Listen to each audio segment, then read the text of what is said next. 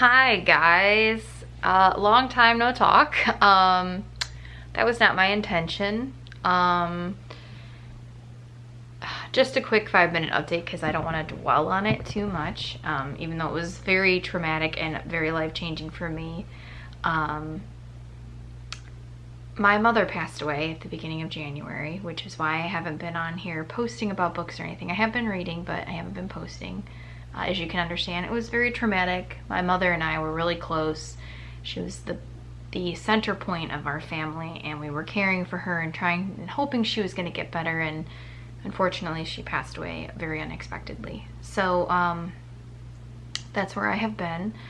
I tried to kind of post on Monday, or to film on Monday, but Monday was the 1-month anniversary of her passing. So I was having a rough time. I've been having a rough time, obviously, as you can imagine. So yeah, it's been tough, but I do want to get back into the things I love, and she was a very, very strong supporter of me in this channel and of doing the things I loved, and so that is what I am trying to do. And if you wonder what my hands are doing, in the middle of all of that, I have a couple updates, obviously that being sad news and very unfortunate, but I did adopt another cat. This is Lorelei. If you follow Gilmore Girls, Lorelei is the mom in the show, and my mother used to say all the time that she was the Lorelei to my Rory, which is the daughter in the show. And so I decided we were going through, myself, my dad, and my family, and we're trying to come up with a name for her, and I finally was sitting there one night and realized that Lorelei was the perfect name for her, because it is a good way to honor my mom, and I love her, and she's super kind and sweet. And yeah, her and the big guy are trying to kind of suss each other out and figure each other out. So if you see tails flashing a little bit, like literally, Rocket is literally sniffing my camera right now. Okay, bro, can you, sorry. Sir, can you get down? Thank you. So that is where we are at right now. But just to say that I would like to, Rocket, you gotta get out the camera, buddy. I would like to tell you guys, no, do not eat my, I'm so sorry. There we go. I would like to tell you guys what I did read in January, and I have been reading a lot in February. I have a couple books already down, but I don't want to talk about those just yet. Basically, I didn't read anything I talked about in my TBR. I kind of went into a little bit of a fantasy funk there for a while. I don't really know why. I don't know if it's because I didn't force myself, but I really pushed hard at the end of December to finish the ACOTAR series. And I think it kind of burnt me out on fantasy for a while. And I'm a very big mood reader, so like if I start reading it and I'm not feeling it, it's not that I won't DNF it, I just will put it away and I won't read it for the time being. But what we're going to be doing today is talking to you about the ones we have now. There's a couple of them. One's an audiobook, and the other one I actually had to, I'll get to that when I explain it. So the first one is actually, what's it called? It's the Allie Hazelwood one. Oh, Check and Mate, that's what it's called. I had heard from a few people that Check and Mate was not their favorite, and I was a little bit like unsure as to why, because to me it didn't, I really love Allie Hazelwood. I really like her writing. I have some of her books up there, as you can see. I have to actually replace those because my cat decided it was a good idea to mess with some of them, so I have to replace them. Thank you, Rocket. I usually really like her, let me scooch this back just a little bit. I usually like her writing. I don't know what it was about this particular, like, also I don't know why this is doing this. There we go. Sorry if you had that pink there at the end. It was like, I put you on a container because I'm being lazy and not putting you on the stand. I had heard mixed things about it. It just wasn't for me. I gave it 3 stars. I have a Goodreads on there. You can follow me on there. It's the same handle as my Instagram and my YouTube. I just didn't like it. It didn't feel like her normal, and it felt like as a lot of people were saying, chess was obviously one of the main focal points of it, obviously hence Check and Mate, but it almost felt like the romance was second tier, and not that I mind that, but I'm not a big chess person, so the storyline just kind of didn't capture me as well as I think that like, I don't know. I've heard some people really liked it. It was two camps. Either you really liked it or you really didn't. And I kind of fell somewhere in between the middle, but I was definitely happy when I was done with it. Going on from there, I decided to restart. So the Icebreaker series by Hannah Grace, I had started when this first became like a really big thing on Kindle Unlimited. I went and downloaded it and I just like couldn't get into it. It wasn't my thing. I was like, why do people like this? I think it was strictly like the timing of which I tried to read this. I wasn't feeling it. Wasn't feeling the vibes, wasn't feeling this book. After Rocket, hold on. Rocket, stop, get off her. Oh. To edit that out. Okay. I ended up giving it 4 stars. I really liked it. Basically, it's a hockey romance, if you don't, hockey and a figure skater. So basically, Anastasia Allen has worked her entire life for a shot at Team USA. It looks like everything is going according to plan when she gets a full scholarship to the University of California, Maple Hills, and lands a place on their competitive figure skating team. Nothing will stand in her way, not even the captain of the hockey team, Nate Hawkins. Nate's focus as team captain is on keeping his team on the ice, which is tricky when a facilities mishap means they are forced to share a rink with the figure skating team, including Anastasia, who clearly can't stand him. But when Anastasia's skating partner faces an uncertain future and she may have to look to Nate to take her shot. Sparks fly, but Anastasia isn't worried because she could never like a hockey player, right? To me, this is like almost like it's very understated, the description in the back, but I really liked them as a couple. I think they were very interesting. I like the way that they talked to each other. I like the way they communicated with each other. It was good. It had a nice flow. I liked all the characters. Sorry. I was up late last night reading. It just flowed really well and I really liked it. So I would highly recommend this book. You don't need me to tell you that. It's been around for a hot minute. Then I followed it up with Wildfire, which is the sequel to this one. I did not like this as much as the first one. Steph Borja kind of talked about the fact that this is kind of weird because it takes place at a summer camp. So like this is like at the school, this is the summer camp. And most of the people that you learn about in the first one are not in this one, which is kind of bizarre because usually when it's a friend group, like interconnected series, that's normally how it goes. And I think I would have personally preferred that, and I know that a few other people have expressed that as well. But this one is about Russ and Aurora, and I'll read you the back. At a party celebrating the end of the academic year, Maple Hills students Russ Callahan and Aurora Roberts have a passionate one-night stand.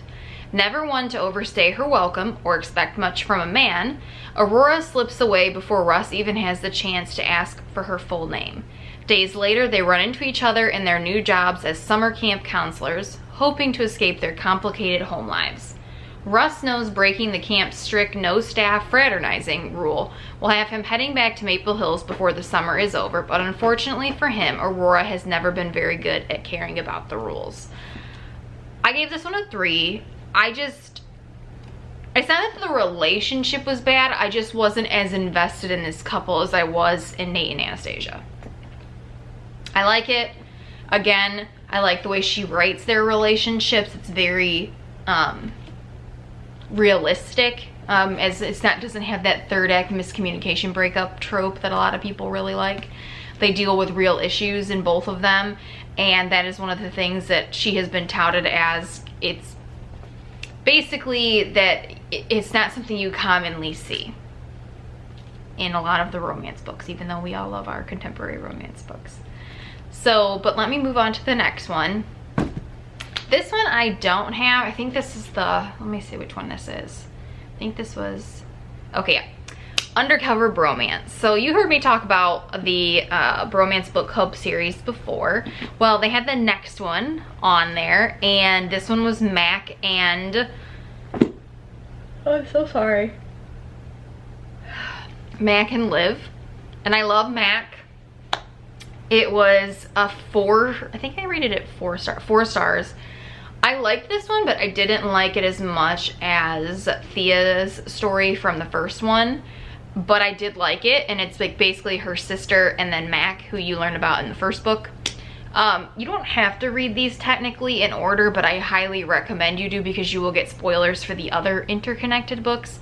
And I'm currently on the 3rd one right now, which I thought that Mac was gonna be my favorite guy, but he might be getting replaced by someone else. But I don't wanna tell you who, because we'll talk about that after next month's like wrap up.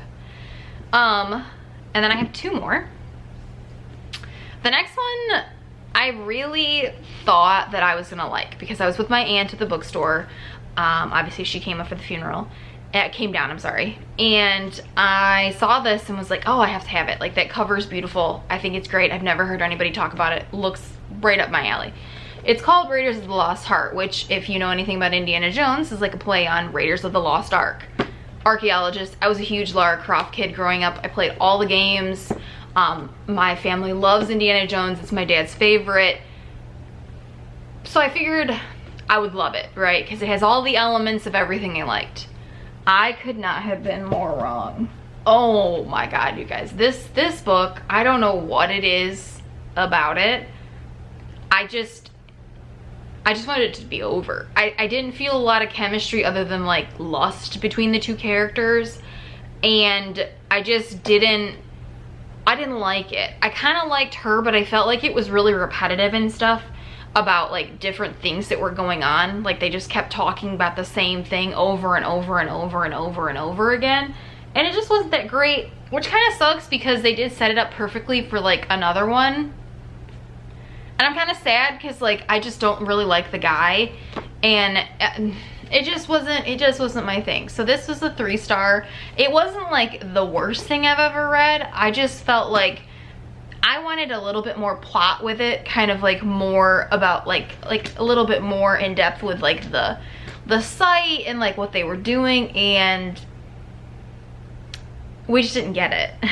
It just kind of fell a little flat. Like, didn't give you that like nice backstory that you get with like a Lara Croft or an Indiana Jones. And not that I'm asking for it to be that, because it's not. It just fell really flat for me. Sorry. So let me read you the back of this one. So archaeologist Dr. Socorro Cory Mejia has a bone to pick. Literally, it's been Cory's life goal to lead an expedition deep into the Mexican jungle in search of the long-lost remains of her ancestor Chamali, an ancient warrior of the Aztec Empire. When she is invited to join an all-expenses-paid dig to do just that, Cory is sure it's too good to be true, and she's right. Really, Lorelai? God, I'm so sorry. As the world-renowned expert on Chamali, Cory should, by rights, be leading this quest, not sharing the glory with her disgustingly handsome nemesis. But Dr. Ford Matthews has been finding new ways to best her since they were in grad school. Ford certainly isn't thrilled either. With his life in shambles, the last thing he needs is a reminder of their rocky past. But as the dig begins, it becomes clear they'll need to work together. A thief is lurking around their campsite, forcing the pair to keep their discoveries and lingering attention under wraps. With money-hungry artifact smugglers, the Mexican authorities, and the lies between them closing in, there's only one way this ends. Explosively. Rocket, stop. Okay, so it just wasn't for me. I didn't like it. I didn't like the main guy. I thought the storyline was lacking. Enough said with that. Rocket, please sit down. It's like they love and accept each other, but they're also in that like kind of, if you've had other cats and you've integrated them, you understand. Rocket, come on, man. No, we're not. Okay, time for a timeout. Let's put her over here. All right, and then the last one I read in January literally like the last couple days of January. I have heard so many good things about this series, but I have not like basically watched it until, read it until now. And I really liked it. So this is A Good Girl's Guide to Murder by Holly Jackson. I do think it's the ending for me was a little bit predictable, not gonna lie. It did have some like Pretty Little Liars elements in there that like kind of hyped me up because that was one of my mom's and I's favorite shows, but it's definitely good. It's YA, it's very thriller-esque. I liked it a lot. There was some very good plot twists and some creepy things going on here. But let me read you the back if you have not picked up A Good Girl's Guide to Murder, excuse me. This is the story of an investigation turned obsession. Pretty and popular high school senior Andy Bell was murdered by her boyfriend Sal Singh, who then killed himself. It was all anyone could talk about, and 5 years later, Pip sees how the tragedy still haunts her town. Now a senior herself, Pip decides to re-examine the closed case for her final project. But soon she discovers a trail of dark secrets that might actually prove Sal innocent. And the line between past and present begins to blur. Someone in Fairview doesn't want Pip digging around for answers, and now her own life might be in danger. I gave this 4 stars. It probably would have gotten more if the ending wasn't so... It was like a lot of culmination of things, and then it all of a sudden it just kind of like, I don't know, it fell a little flat for me at the end. It did have some good plot twists. It has a small bit of romance in there, so that's good too. I do really like this. I'm gonna finish the series. I know she has a couple more. There's like 3 of these. I actually just finished the second one, but I'm not gonna talk about that one today because it's not a good idea. What are you guys doing? Hey, Rocket. Oh, God.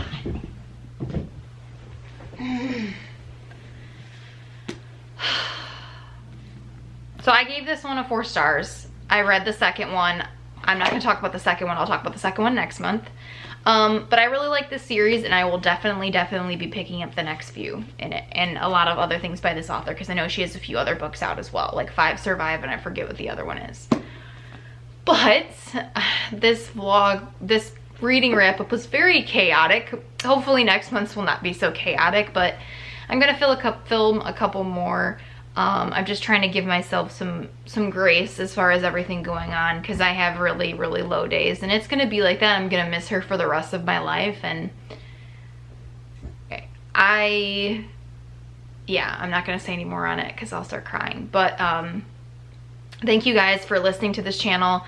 Thank you for watching my videos. Thank you for coming, and if you're new here, I hope you choose to stay. Yeah, and I hope you will also, just have a good morning, good night, good day, or whatever you're up to. Bye, guys. I'll see you in the next one.